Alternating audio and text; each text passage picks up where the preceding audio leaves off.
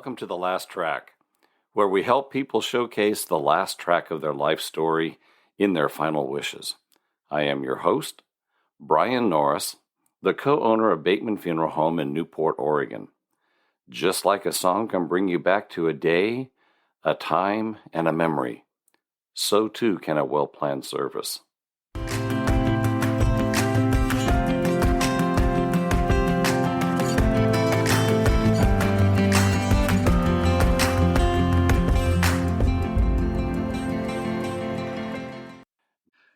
As I am asked in this industry by families and friends, what's your biggest question that you get?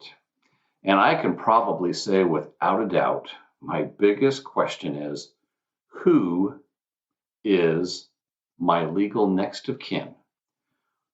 Or said a little bit differently, who has the legal obligation or right to make final arrangements for me when I pass away? And the answer to that question can be a little bit tricky. The first number one person that comes to mind is the person that comes in and says, I have the power of attorney, and so I'm taking care of so-and-so. Well, that might be true, but it wouldn't be the power of attorney that allows that person to make the final arrangements. And people are shocked and surprised more often than not that a power of attorney passes on death, because it's a power of attorney while that person is living. When they die, that power of attorney expires with them. And I've had, no, but Brian, I have a durable power of attorney. Well, and it's durable until death.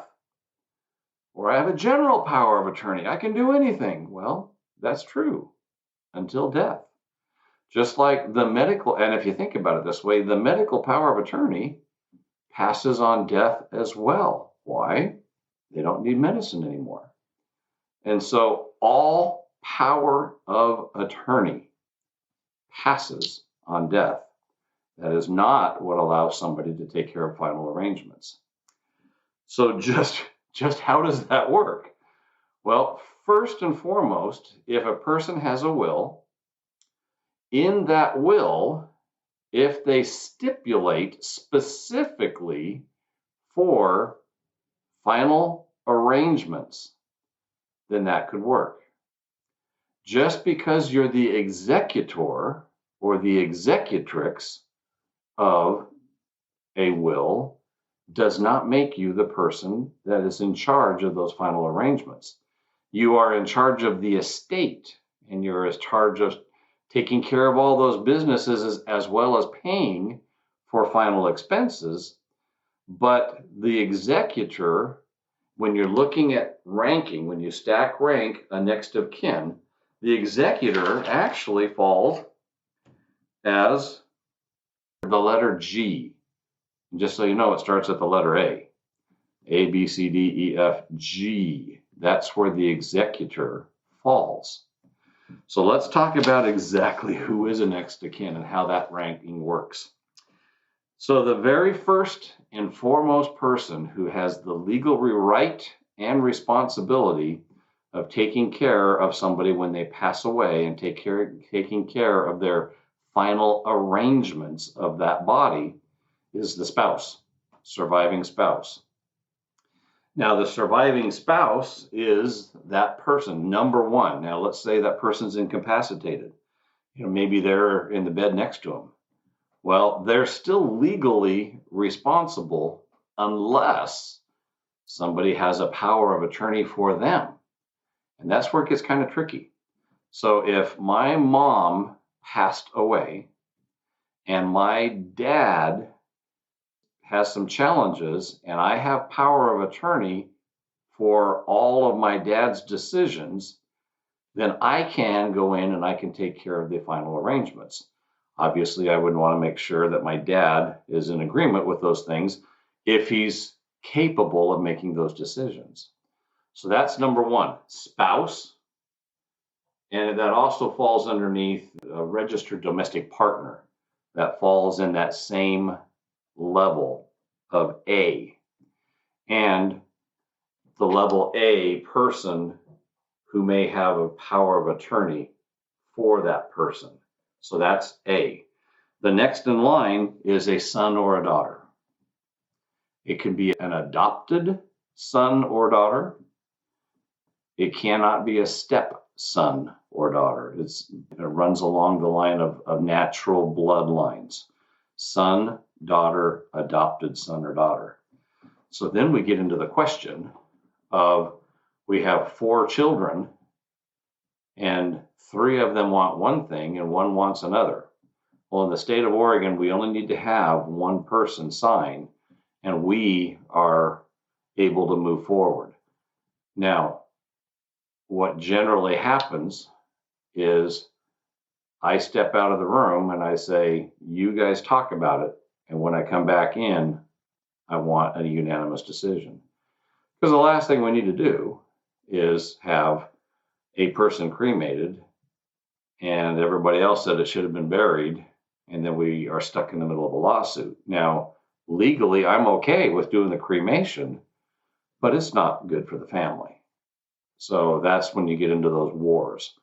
Ideally, the person has already stipulated what they wanted in advance. Unfortunately, probably 70% of the time that was not done, and now the children are deciding what to do. So it starts with spouse, registered domestic partner, a person with a power of attorney over one of those levels, and then it goes to children.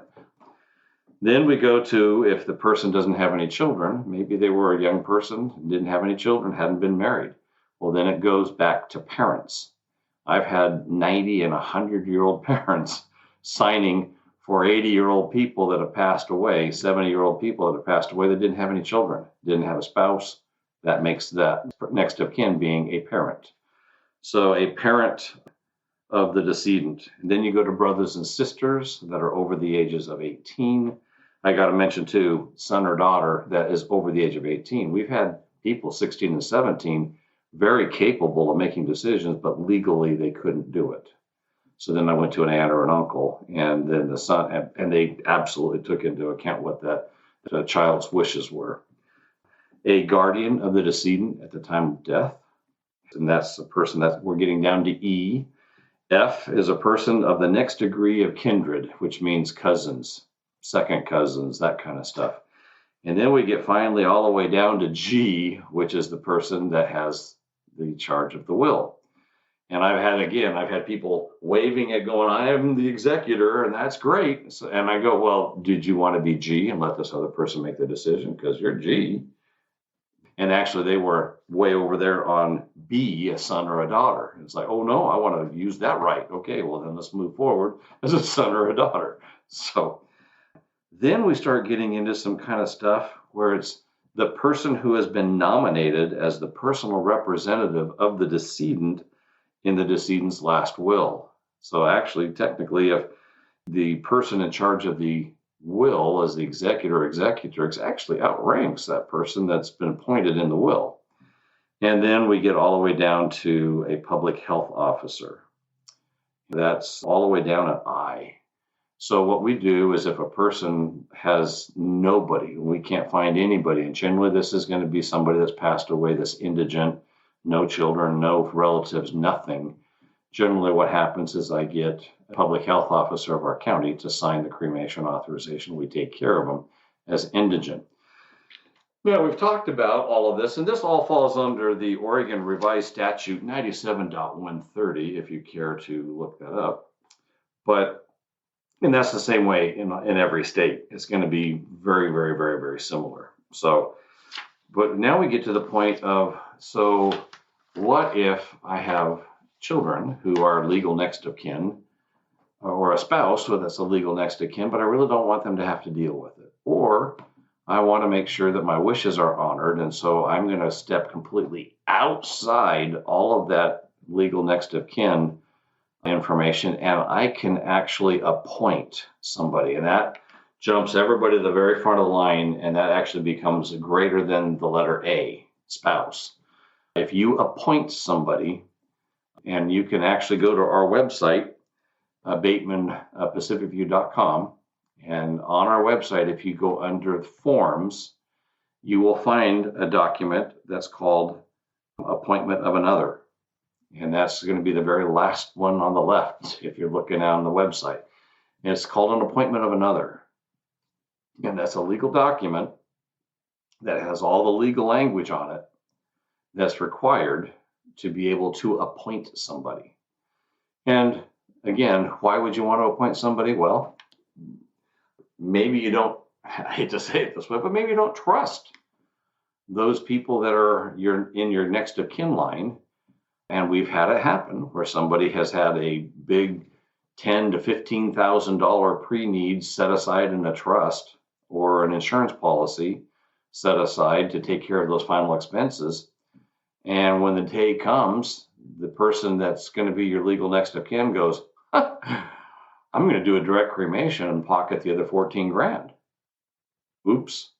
Maybe you wanted to be buried in a casket in a plot at a certain cemetery, and that 15 grand was going to take care of all of that. Now you're getting cremated and you're going to be scattered in some bushes, and that person's going to pocket the 14 grand. Now that's an extreme case, but it's not unheard of, and we see it every year. And so we tell people, if you're not quite sure, or if you want to save your spouse from the emotional roller coaster that goes with doing all of this, you can appoint somebody. And that person can still work with the spouse or the children. But if you have a very sensitive next of kin, it's not a bad idea to appoint somebody that you know will take care of your wishes the way you want it, and fill out that form and have it set with your will, have it set in your pre-need file. We do that all the time. We'll put it in a file here in the funeral home. And when we open it up, when that person passes, we have all the wishes laid out. We have everything all prepaid. And then we have the appointment of the person, so we know who to call and we get it taken care of.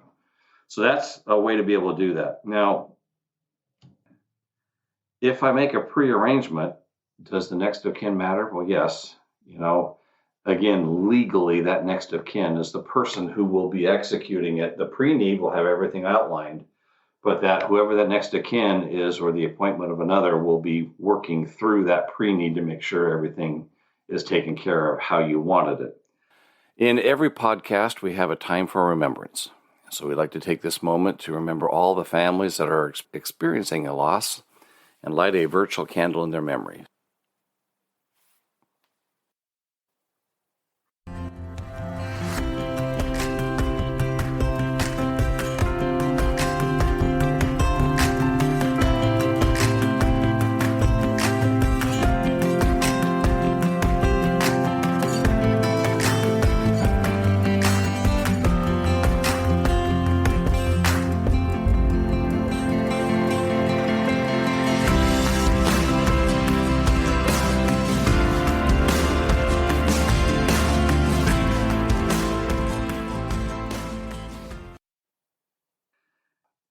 So I hope we've answered all your questions. Share this with somebody that you think would need that information. That is probably my number one question, is who takes care of final arrangements and who is the legal next of kin. Thank you very much,